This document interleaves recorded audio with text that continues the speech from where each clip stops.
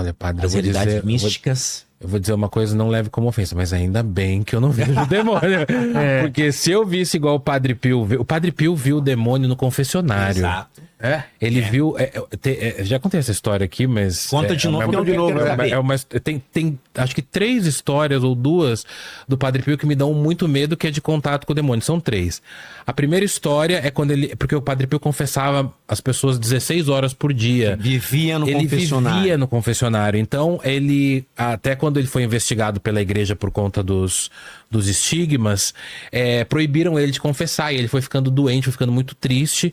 Então, ele confessava as pessoas 16 horas por dia. E era engraçado porque quem vai lá em São Giovanni Rotondo vê esse confessionário dele, e é um confessionário que tem 2 lados, então é para 2 pessoas entrarem. Então ele confessava uma aqui, virava e confessava outra aqui. Ele não saía do confessionário. Sim. E uma vez era tarde da noite, ele estava terminando a confissão, ele confessou as pessoas. Eu lembro que pelo relato que eu li das cartas do Padre Pio, ele termina de confessar uma senhora que ele conhecia, e ele vê que tem um homem sentado de roupa toda preta, de chapéu assim embaixo, ele não vê o rosto, e esse homem chega pra ele e se senta sem falar nada dentro do confessionário. E ele já estava cansado, ele não consegue ver através daquelas achuras ali quem que é. Ele fala: meu filho, pode começar, vou te confessar. Só que esse homem começa a confessar coisas e falar mal de Jesus, assim, do tipo: olha, eu fiz tal coisa, porque nas cartas não falam o que esse cara pecava, só que quais eram os pecados dele. Mas ele falava que ele colocava Jesus como uma figura do tipo: não, Jesus não pode perdoar isso aqui, então acho melhor eu continuar pecando. Então ele falava contra Jesus, esse homem.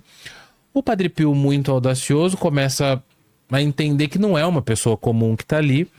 E aí esse homem vai confessando coisas muito cabeludas, né? Inclusive no relato eles usam essa palavra, pecados muito cabeludos. E aí o Padre Pio... E aí o homem fala: eu gostaria de saber qual é a minha penitência, né? Que geralmente vocês, os padres, dão uma penitência, uma oração. Isso. E aí o Padre Pio fala assim: antes de eu te dar a penitência, eu quero que você só repita comigo: viva Jesus, viva Maria. E nessa hora ele diz que ele vê, sabe, uma faísca de fogo fazendo ele vê uma faísca de fogo, sobe um cheiro horrível no ar, e ele percebe que ele tinha confessado. Ele é o demônio que estava ali querendo fisgar o Padre Pio. Então, quer dizer, ele vê o demônio, o Padre Pio. Ele não é uma miragem, é uma visão mística também. Na outra história de demônio do Padre Pio, que essa acho que me dá mais medo, era uma noite de verão, ele tava lá no... Antigamente falava convento para padre também, não é, Paulo? Não. Depende. O seminário. Padres diocesanos é seminário. Convento pode ter padres, mas são para religiosos. E para ele... E do Padre Pio era mosteiro? Sim, é mosteiro ou convento, porque ele era capuchinho, né? Isso, então. Ele era frei. Porque nos contos falam... Nos contos, né? Falam convento. Então fala que ele estava no convento à noite, era uma noite de verão, e ele tinha um outro... Eu não vou lembrar o nome do outro padre, que era um outro padre que sempre eles iam jantar juntos depois que ele terminava a confissão. E aí ele diz que ele ouvia passos de alguém ansioso andando pelo convento perto dele. E aí ele fala: o padre tal deve estar ansioso, deve não estar conseguindo dormir porque tá muito calor. Vou convidá-lo pra gente orar. E aí na hora que ele sai da varanda, na varanda dele, que era uma varanda, acho que o 2º andar, que ele vai chamar o padre, ele vê... Essa é a descrição que eles dão na história. Ele vê como sabe aquelas gárgulas de igreja que ficam... que tem formato do diabo, assim? Sim. Ele vê como se fosse uma gárgula dessa, só que com uma cara de cachorro. E ele vê em cima do telhado do outro lado. Ele diz que nessa hora ele já se joga pra dentro do quarto dele em formato de cruz, se joga de bruço no chão e começa a rezar invocando Jesus para que aquilo não atacasse ele. E aí diz que, pelo relato, o Padre Pio conta que essa criatura pula pra varanda dele. Meu Deus do céu, eu imagino isso. Um bicho dele, uma gárgula dessa entrando na minha casa. E aí ele ouve vozes falando: é ele, É ele, tipo, é ele que a gente tem que levar, alguma coisa assim. E ele começa a rezar, rezar, rezar, e aí ele diz que essa criatura também vai embora e ele não é levado, ele não é atingido. Num outro relato que eu também achei muito interessante, e esse relato eu escutei de frente com o quarto que era dele, com a cela dele lá em São Giovanni Rotondo, a guia que contou que uma vez, toda vez que ele lutava com o demônio, ele saía machucado, né? Ele voltava ferido, fisicamente. E aí ele avisava pros padres, ele sabia quando o demônio estava se aproximando, e ele falava pros padres: não me ajudem. Vocês só vão me ajudar em tal momento quando eu chamar. E aí os outros padres ouviam as batalhas dele com o demônio de dentro do quarto. E aí, quando deu por volta das 3 da manhã, fez-se um silêncio, depois daquela barulheira dentro do quarto do Padre Pio. E aí os outros padres começam a ouvir uma voz bem baixinho: podem vir, podem vir. E eles falam: Padre Pio agora tá precisando da nossa ajuda. Quando os outros padres abrem a cela dele, os ferros da cama dele, que são de ferro, também estão retorcidos. Então dá pra ver que demônio gosta de retorcer ferro, pra mostrar que eles têm poder. E o Padre Pio tá com um corte na testa, sangrando, bem perto do supercílio aqui, né? E aí o Padre Pio diz pros outros padres: o demônio tentou arrancar os meus olhos. E aí os padres acodem ele, fazem um curativo, e no outro dia o Padre Pio, numa missa com o curativo, na hora que ele vai entregar a comunhão, uma mulher fica possuída. Exato. E fala com uma voz pra ele: ontem eu não consegui tirar os seus olhos, mas eu ainda vou conseguir. E depois ela volta a si. Então, quer dizer, são relatos do Padre Pio que ele tinha contato direto com o cão, com o demônio, né? Sim. E eram contatos físicos também, né? Também. Vexação. É, a vexação que você falou, né? Exato. Esses 3 relatos são os que mais me dão medo dele, assim. Porque... E assim, eu sempre achei, padre, que a igreja... Porque o Padre Pio teve um momento em que a igreja meio que desconfiou dele por conta dos estigmas e tal. E eu sempre achei que a igreja não atestava essas histórias. Quando eu fui lá no santuário visitar, que na hora que a gente entra tem uma imagem dele pegando no pescoço do demônio, a igreja atesta essas histórias como reais, com né? Certeza, com certeza.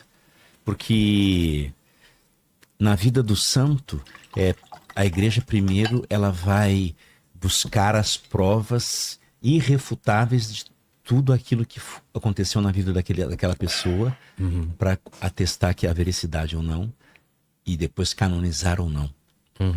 Porque a igreja tem muita prudência para não também causar a histeria coletiva e tantas outras realidades. E o Padre Pio, ele não é tão antigo, Não né? Ele morre em 68, mas ele fica 40 anos sepultado. Sim. E quando vão desenterrar, ele tá intacto. Não, intacto assim, né? Ele não ele tem algumas partes decompostas, mas o corpo dele tá lá até hoje para ser venerado, né? Com certeza. É um grande homem do nosso tempo. Mas o santuário dele, ele me deu uma... É muito forte a história toda, mas ele me deu uns medinhos em algum momento. o relógio, quando ele morre às 3:30 da madrugada. O relógio parou nesse momento. O relógio tá lá parado. Para na hora da morte dele? Para na hora da morte dele. Tá lá parado. Pá! Era, algum dos meus seguidores falando, era 3:29. Não, mas ele morreu 3:30. 3 da madrugada. Aí, tá vendo? 3 da madrugada tem alguma coisa aí. Essa né? hora também falam que é a hora do demônio, né? Porque o demônio, como ele não cria nada e gosta de só copia. Às 3 horas da tarde é a hora da misericórdia, a hora que Jesus morreu na cruz. Ele vai trazer às 3 horas da manhã o oposto, inverso, a hora das trevas. Pois é. E coisas como brincadeira do copo, essas brincadeiras Ouija e tal, essas coisas podem atrair demônios para pessoa? Você já soube de casos São assim? brechas. Não soube de casos, mas... Essas brincadeiras. Sabe? Brincadeiras, elas sempre vão trazer para nós fundos de verdade. Por que, Vilela? Porque o mal, ele não está tão preocupado com a nossa intenção. Pois é. A gente fica muito preocupado com a intenção. Ah, a brincadeira do copo... Eu não tô querendo... É uma brincadeira inocente só, padre. Vamos só ver como é que é. Só pra ver como é que é. Só que o demônio, ele não está preocupado com a tua intenção. Ele está preocupado e ele fica observando... As brechas que você As abre. brechas que a gente dá. A ação que a gente faz para que ele possa entrar naquele lugar. É como dirigir bêbado. Exato. Você não tem intenção de atropelar uma pessoa, mas você correu o risco. Não, Você corre o risco. E o demônio, ele não brinca em serviço. Por isso ele é um anjo E nós precisamos lembrar aquilo que a doutrina da igreja nos ensina. É um anjo decaído. Um anjo, ele tem uma inteligência superior à nossa, um poder de observação maior do que o nosso, então ele fica só na espreita. Ele fica só olhando aquilo que é sujeição, aquilo que nos agrada. E na hora certa ele oferece. E a gente cai na dele. Cai na dele. E essa coisa eu sempre vejo em filmes também, padre, de falar o nome do demônio, por exemplo. Porque falam muito assim, se eu adivinhar o nome do demônio, Ele perde a força. eu perdi a força. É. Isso é verdade? Existe isso. E ele é obrigado a dizer o nome quando você pede em nome de Jesus ou pede de uma forma certa de oração? Na oração? Nos cursos de exorcismo, a orientação que a gente tem é que a gente não dialogue com o demônio. Primeiro, porque o diálogo, ao invés da oração, vai dar o que ele quer. Depois, se você vai dialogar com o demônio, ele é o pai da mentira. Se você abre um diálogo com ele, ele pode começar a criar realidades fantasiosas ou da tua história, ou que você viveu. Não que ele saiba o que nós temos na nossa mente, mas tudo aquilo que o demônio sabe, e ele sabe, é porque nós mostramos para ele. A ponto de, num retiro espiritual que a gente estava participando, uma irmã estava atendendo uma pessoa aparentemente com uma ação extraordinária, que o demônio contou todos os pecados dela na frente dela do padre e da outra pessoa. Então, mas não é que ele sabe aquilo que está oculto dentro de nós. Ele tá aqui, né? Ele sabe o que a gente faz. E outra, ele tá aqui desde o começo de tudo. Ele sabe o que você fez, o que seu pai fez. Exato. Ele tem então, acesso. você abre o diálogo para ele para saber o nome, ele pode entrar nessas coisas para nos destruir. Sexta-feira, 3 horas da manhã, onde o senhor estava? Aí o Homer já vai gaguejar. Eu tava em casa. Não tava. Você estava naquele lugar. Augusta. Tava na gandaia. Vou te dar uma dica, o diabo fala. Augusta, 3 horas da manhã, hein? Luzinha vermelha. Aí você tá falando comigo? Tô falando com o Mário. Tá falando comigo. Também já a orelhinha Jogou pra cima e caiu no colo? Exato, a orelhinha do Lênin. Mas é verdade, né? A gente vê... agora. Eu já ouvi muitos relatos que se o padre, o pastor que tá fazendo o exorcismo, ele levanta tudo da vida do cara. Você é infiel com a sua mulher, ou você não sei o que do seu Se filho. você não... Por isso a necessidade da confissão antes de qualquer prática. Mas só pra gente encerrar a questão do nome, tudo bem, você pode questionar o nome. Mas se o diabo é o pai da mentira, quem garante Ele vai mentir. que ele vai falar o nome Mas dele? ele não é obrigado a falar, porque, por exemplo, Jesus O pergunta, né? exorcista, ele é obrigado a falar a verdade. Isso. Mas só que ele é o pai da mentira. Raramente é um ou dois casos que Jesus, em algum exorcismo, perguntou O nome. o nome. Um ou dois casos. A maioria dos casos ele não perguntou. Ah, é? Porque isso não é o mais importante Agora, na televisão, os caras entrevistam o demônio, né? na televisão. Você vê na madrugada... De onde você vem? O que você faz aí? Exato. E tem aquelas vozes. Pra Que que nunca ele é a voz veio? do Tiririca, né? Ô, abestado. É o demônio abestado. É menino ou menina? É menina. É a demônia. Mas é engraçado isso, né? Às Mas vezes você vê umas coisas, parece uma entrevista com o demônio, Sim. só manda ele embora, né? Só manda ele embora. E a pessoa, quando você vê que ela inflige, se machuca e tal, depois que o demônio sai, é curado isso ou tipo, fica as Depende feridas, do fica... caso. É? Depende do caso. Tem casos que não aparecem, tem casos que aparecem, né? Sério? E aquilo, quando o demônio sai, volta ao normal ou tem uma cicatrização Então, é nisso normal? que a gente está falando. A princípio fica normal, ou dependendo do caso, não fica. Não porque fica, às vezes? não tem um modus operandi. Tá. Cada caso é um Cada caso. caso é um caso.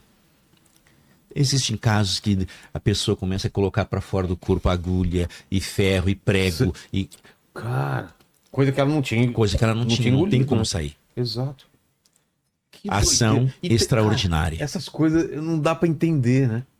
Não dá pra entender. Se eu ver um negócio desse perto de mim, assim, eu acho que eu não... Não, e Porque outra- você me falando já me choca. Mas agora você imagina você vê uma pessoa, ela bota um Tem o negócio... lado ruim Que é você ver uma coisa dessa e ficar assustado, mas o lado bom é que você fala, pô, então existe alguma coisa além do mundo material. Claro, isso eu acho que é o lado ruim, porque, porque às vezes a gente fala assim, não, gente, mas eu acho que... Porque eu já usei muito padre da negação. Falei, não, gente, eu não acredito no demônio. Não acredito, ele não existe. Esse Aí é o você maior- vê um negócio desse... É o maior truque dele. É né? o maior truque, eu não existo. Aí você vê um negócio desse, a pessoa levita com uma cadeira igual o padre viu, aí você fala, desculpa a palavra, ué. ferrou, né? Mas é? Não é? Porque é uma coisa assim. E, padre, quem são os demônios? Quem que vai possuir essa pessoa? É Lúcifer? É Satanás? É Asmodeus? É Astaró?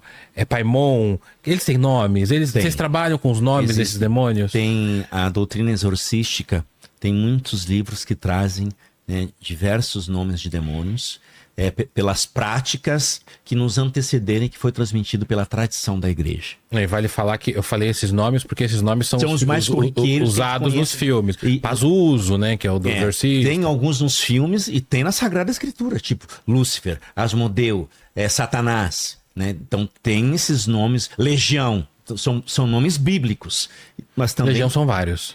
existem outros vários. Por É. quê? Porque quando nós falamos de demônio, Daniel e Vilela, nós precisamos lembrar que nós estamos falando daquilo que deu origem ao mal, que foi a queda de Lúcifer, o anjo mais belo que existiu das criaturas criadas por Deus, Mais poderoso, né? mais poderoso, e por rebelar-se contra Deus, aqui está a origem do mal. A rebelião de Lúcifer contra Deus, ele trouxe aquilo que o livro do Apocalipse vai dizer, terça parte Do céu.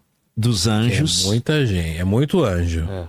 ele trouxe consigo. Então, A lábia que esse cara tem. a hierarquia angélica que nós temos, os 9 coros angélicos que nós temos, que são fiéis a Deus, também existe na realidade do mal.